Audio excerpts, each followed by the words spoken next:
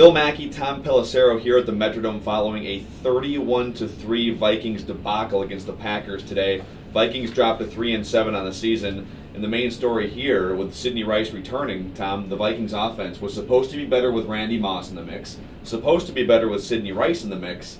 It's just not better at all. No, and I didn't think that it would be some kind of an instant cure to get Sidney Rice back in the lineup. Not only the fact that he's missed 3 months of reps. I mean, that's a huge part of it that people can't forget. He hadn't been hit before. He got through that test. If you're Sidney Rice, you're probably not too unhappy with how things went because you at least had 10 balls thrown your way. You can see it on some of those back shoulder fades. The timing's just not there. That's something that takes months to build. So the way that he played today probably wasn't a surprise. Took a couple of hits, stayed on his feet. But in terms of the Vikings offense, this is the story of the season. Favre arrives late. Rice has hip surgery that same week. They go out, they go after Javon Walker, they bring in Greg Camarillo, they bring in Hank Baskett, they bring in Randy Moss, they dump Randy Moss, they get Rice back. Same thing over and over again. And the thing is, in the NFL, everything's about continuity, especially the passing game. It's rhythm, it's timing, it's familiarity between the quarterback and his receivers.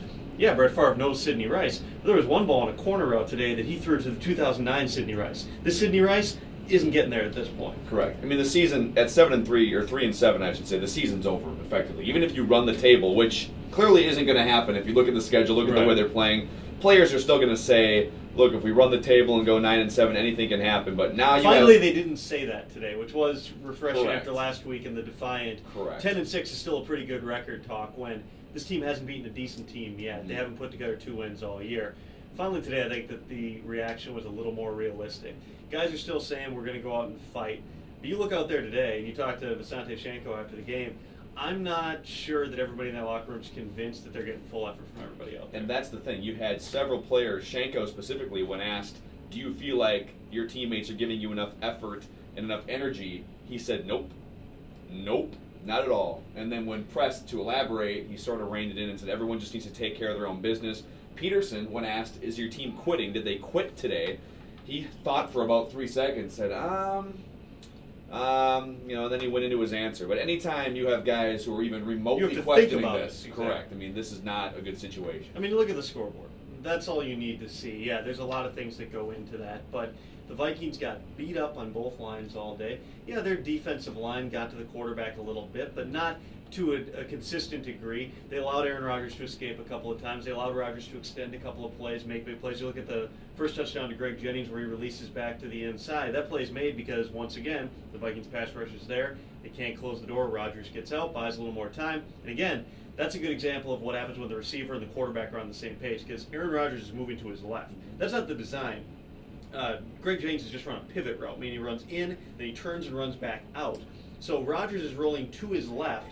Jennings, rather than going with him, sinks back to the right against the coverage, and Rodgers is able to throw it in behind. That's just the plays you don't see the Vikings making. And again, it goes back to they just have never been able to establish that continuity, and even getting Sidney Rice back today, guys are moving around in different positions. Bernard Berrien gets hurt, he tweaks his groin again. Greg Lewis takes a big shot, and so he's out. Now you got 3 guys in there, they're trying to do packages they weren't practicing during the week. It's the same story over and over. And the elephant in the room here, the obvious question heading into Monday and Tuesday, Brad Childress' job status at this point. I mean, it's not like they came out and lost in overtime, a heartbreaking loss. They got beat by 2 touchdowns in Chicago, and then they lost by 4 touchdowns at home against Green Bay. Yeah, and I think that this sort of a game, it's not unlike what happened against the Packers where Wade Phillips got fired a day after that 45-7 loss up at Lambeau Field.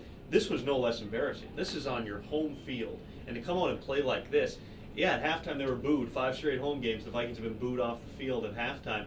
But the fact that by the end of the game, there weren't even fans here. I mean, the place had emptied out with 6 minutes to go. You had Kenny Anatalu out there playing linebacker. I mean, that's what it had come to for this team. So, in terms of Childress' job security, I was told that when Brad Childress first came into the locker room after the game, that he walked directly by Ziggy Wolf, who didn't say anything to him. And later they apparently just said hello briefly.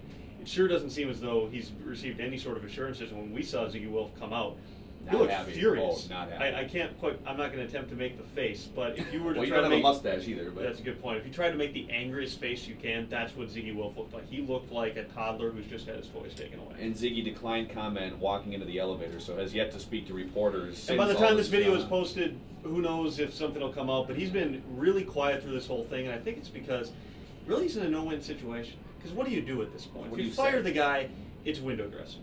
That's all it is. You're firing him because you want to make a sort of play for the fans and say, listen, I am taking care of this. But at the same time, he looks at it. There's a reason that he signed Childress to a contract extension. You look at this organization from top to bottom.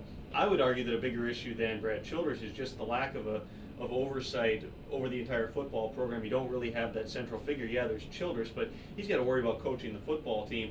If you brought in somebody who maybe could merge those different parts of the operation, that might make a bigger difference than a coaching change. Do I think that Childress is probably in his last year? Yeah, I do think that. But in terms of whether it comes now or comes after the season, at this point, it doesn't matter a whole lot. It's not going to save the season. And that was my question to you. I've said all season long that Childress deserves to be held accountable. He oversees this operation. But the players, Brett Favre, the offensive line, Sidney Rice, and the whole hip situation, players need to be held accountable as well. But at this point, it's such a mess, and Childress oversees the operation. There's almost no way to repair it. Well, let's also see it from this perspective. You have your young cornerbacks today who are just getting sliced and diced all day, go routes left and right. Now, the Packers were spreading out. They run a lot of 4 and 5 wide sets, which puts you in more one-on-one matchups. But the fact that the Vikings weren't able to adjust. Yeah, you need your guys to win some one-on-ones, but guess what? Asher Allen and Chris Cook are getting their asses kicked. Maybe give them some help. Maybe do something differently to be able to do it, whether it's play a little more press coverage, bring more pressure, bring less pressure. It just seemed as though the Vikings decided, Leslie Frazier decided, keep playing our defense. We're just going to do the same thing. How many balls did the Packers just complete in the flats to wide open receivers all day? They didn't make the adjustments. And that's the mark, I think, at this point of a coaching staff that just seems to be on its heels a little bit too. And obviously, in terms of the offense, it's really tough to figure out what your team does well and how to put guys in positions to succeed when you don't have the same guys out there week after week. And when you're losing guys. Guys are dropping like flies out there. It makes a huge difference too. So it's either going to be a really eventful week at Winter Park with fireworks, or it's going to be a completely nondescript week where people are apathetic. And it's going to be a really meaningful trip I'll be taking to D.C. on Saturday. right. I'll tell you that. We'll find out. He's Tom. I'm Phil. Catch you next time.